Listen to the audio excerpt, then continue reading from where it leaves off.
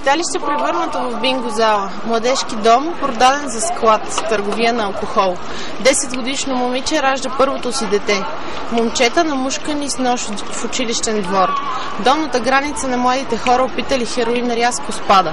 Младежи обират и удушават пенсионерка. Студент шофира пиян, блъска се в дърво, 3 загинали. Не искам да звуча като черна хроника от преглед на печата. За съжаление, тези новини ни заобикалят. Тези събития се случват в България всеки ден. Понякога дори не ги забелязваме. Не им обръщаме внимание, толкова сме свикнали с тях. Проблемът, който мога да реша, е темата на големият избор. Проблемът, с който бих могла да се справя, е създаване на работеща младежка политика в България. И по-конкретно, създаване на Национален младежки съвет. Орган, който да е представителен за българската младеж и който да е връзката между младите хора и изпълнителната власт. България и Беларус са единствените държави в Европа, които нямат подобен младежки орган. В България има 3 неуспешни опита.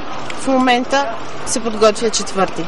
За първи път чух за Национален младежки съвет през 2005 година, когато бях поканена в Париж, за да представлявам България в учредяването на Международен съвет на франкофонските младежки организации, наричан за кратко СИЖЕФ.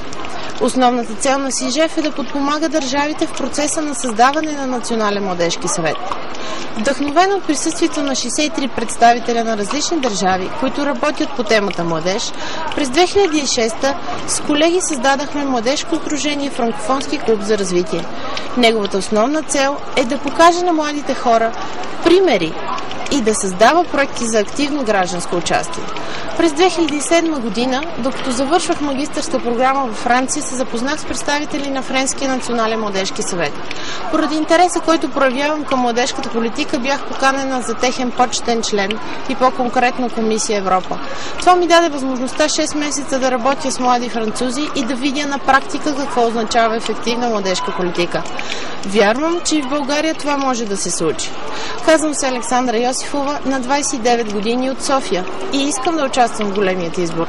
Мога да подпомогна създаването на Национален младежки съвет в България и прилагането на работеща младежка политика.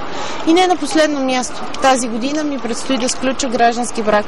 Искам моите деца да имат равен шанс за развитие с връстниците си по света. Вярвам, че е възможно.